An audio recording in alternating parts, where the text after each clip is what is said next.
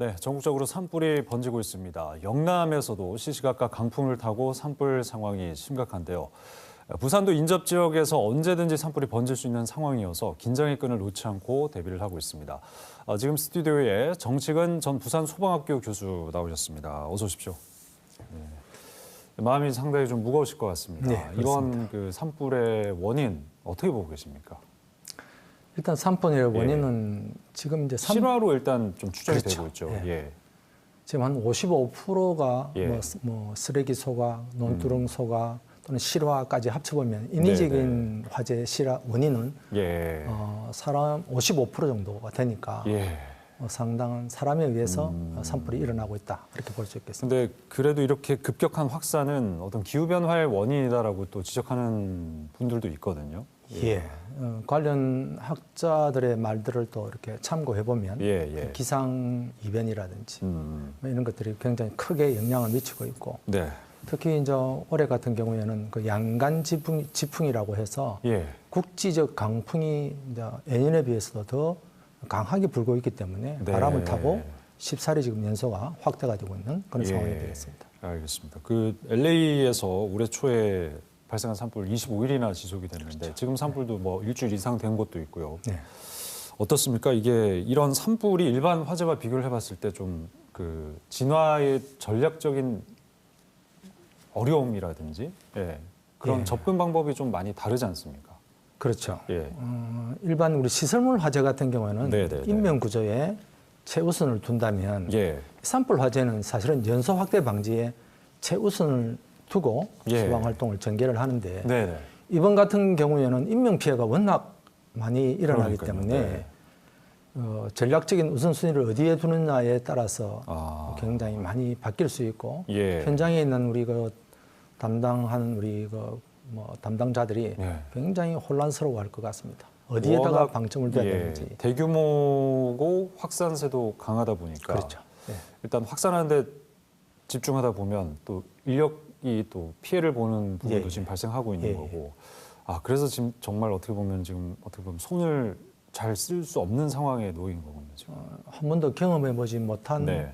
상황이라고 볼 수 있겠습니다. 예. 지금 울주군에서 발생한 산불 어떻게 조금 잡혀가고 있는 상황입니까? 다행히 지금 부산 쪽으로는 확산이 좀 안 될 거라고 현재로서는 예상이 주부로는 됩니다. 어느 정도 진화가 된 것 같고요. 네네. 잔불 정리를 하고 있다 그러는데 예. 산불 화재의 또 제일 또 어려운 부분이 뭐냐면 예. 그 지중화라고 해서 뿌리 속에 숨어 있고 땅 속에 숨어 있는 불들이 예. 언제든지 재발할 수 있다는 그런 어려움 때문에 좀 문제인 것 같습니다. 그런 게 전문가들이 봤을 때는 바로 또 확인이 되는 부분이 있습니까?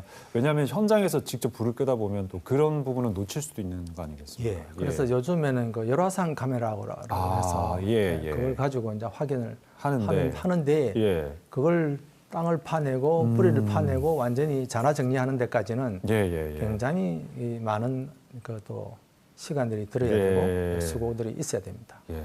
그 이번 산불이 굉장히 좀 무서웠던 게 지금도 무서운 상황이지만 단순히 뭐 산에 있는 산림만 전소시키고 또 뭐 사찰들을 위협하는 것뿐만 아니라 지금 보면은 도심까지 위협하고 있는 상황 아니겠습니까? 맞습니다. 예. 사실 부산도 뭐 산으로 둘러싸여 있다 보니까 그런 위험성이 굉장히 노출될 수 있는 상황이라는 생각이 드는데 어떻게 보십니까? 맞습니다. 요즘에 쉽게 이야기하기를 뭐 숲세권 또는 뭐 숲토피아라고 해서 숲과 가까운 어떤 이런 환경들이 사람이 살기 좋은 환경이다. 이렇게 이야기들을 하고 있고 또 강조하고 맞습니다. 있어서 굉장히 산림과 시설물이 가까이에 붙어 있는 경우가 많습니다. 그럴수록 많은 분들이 선호를 하고요. 그렇죠.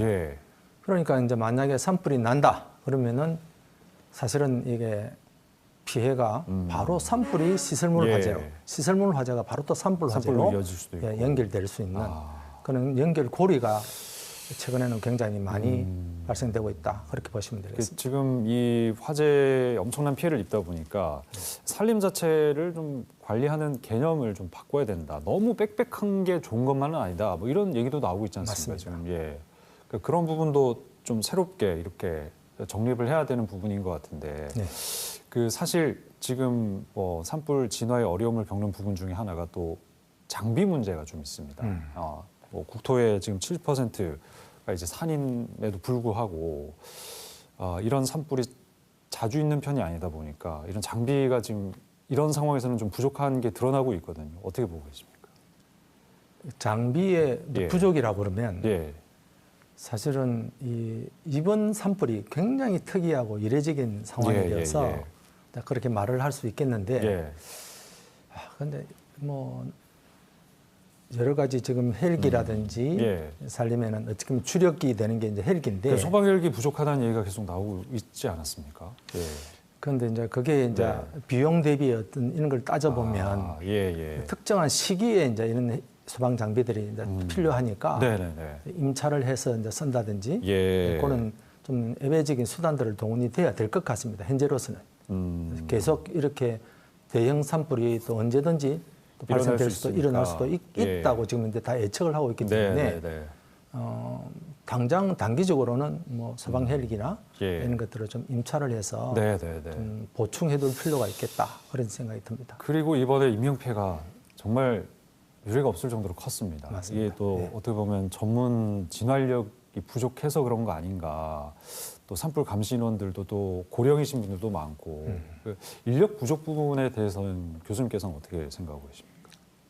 장비와 마찬가지 경우인 것 같습니다. 그래서 이제 유관기관이라 하면 이제 우리 산림청과 이제 소방이 되는데 소방은 지금 현재까지는 이제 시설물 화재에 주관부서로서 역할을 하고 있고 산림청은 이제 산불 화재에 주로 이제 주관부서로서 역할을 하고 또 서로 간에 유관 또 이렇게 협조를 해서 유관기관으로서 이제 진행을 하고 있는데 이번처럼 워낙 분산되고 또 급속하게 확산된다고 한다면 과연 장비나 인력을 어디까지 보충을 해야 되느냐 이런 문제들은 조금 더 두고 생각을 해봐야 될 문제가 있겠습니다. 그러면 지금 이 산불이 끝나고 나면 대한민국 소방 시스템에 대한 어떤 전반적인 재정비 이런 것들이 좀 필요하다고 보시는 건가요? 그렇게 생각합니다. 지금은 산불 화재와 그러니까 시설물 화재가 완전히 이원 체제로 가고 있는데 산불 화재와 시설물 화재가 지금 서로 연관돼서 서로 이렇게 영향을 미쳐서 일어나기 때문에 이 대응하는 체계도 지금과 좀 다르게 좀 접근을 해야 되지 않을까 이렇게 생각이 듭니다. 알겠습니다. 정말 막대한 피해를 일으키는 이 산불 앞으로 이 정도 규모의 산불 충분히 더 발생할 수 있다고 보시는 거죠, 교수님께서는?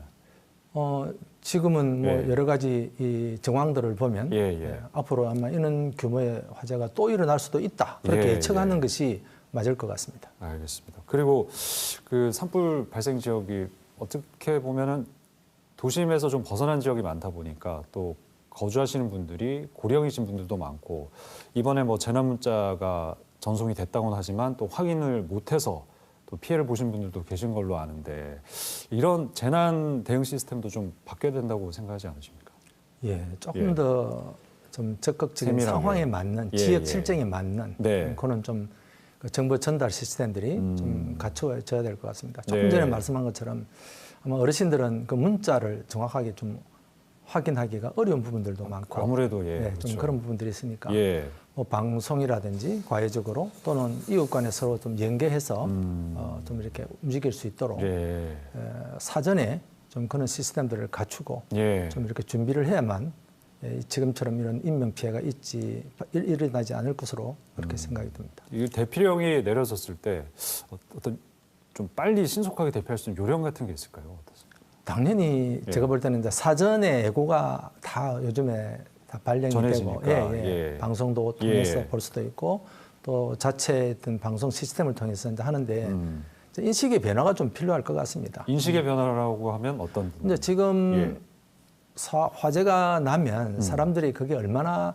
무서운 것을 잘 이렇게 인식을 못하는 것 같아요. 아마 이번 사례를 보고 사람들이 많이 생각이 바뀌었을 거라고 생각이 드는데 일단 조금 무서워하면 좋겠습니다. 그 불에 대해서. 알겠습니다. 그래서 좀 이렇게 사전에 만약에 통보가 오고 재난 문자들이 오면 조금 이렇게 조기에 움직일 수 있도록 또 지금과 같은 경우가 없었기 때문에 이런 속도로 확산된 경우가 없었기 때문에 이번 일을 계기로 소방 시스템도 좀 바뀌어야 되지만 시민들의 인식 변화도 함께 좀 진행이 되면 좋겠다. 인식 변화도 그렇고 대응하는 기관에서도 조금 더 이렇게 뭔가 이 진행되는 속도가 완전히 네. 뭐 다르니까 조금 더 일찍 준비를 해서 네. 경고를 해야 될 것으로 생각이 듭니다. 네, 지금까지 정치관 전 부산소방학교 교수와 이번 화재와 관련된 얘기 나눠봤습니다. 말씀 고맙습니다. 네, 고맙습니다.